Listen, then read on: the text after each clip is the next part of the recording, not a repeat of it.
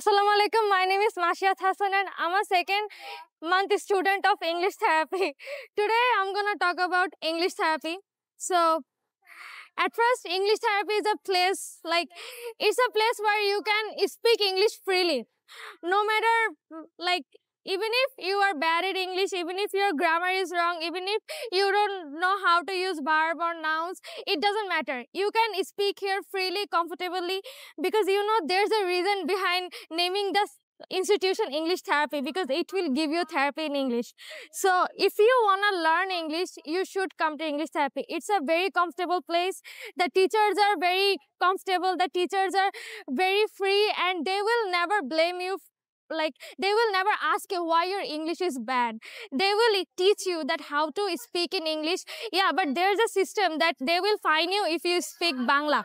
But that's not a bad thing. That's a very good thing, because if you not speak Bangla, that will help you to learn English properly.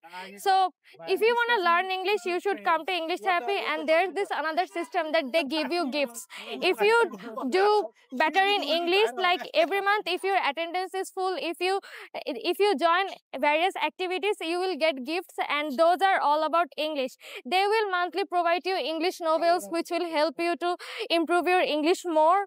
So it's a very good place to come here, and I have come here last month, and it's a very good place. If someone is very weak in English, if someone is they have hungerness to learn English and they want to improve their English, they should come here. Also, you will learn British accent. They teach us British accent, and I really came here for learning British accent, and their accents are so good.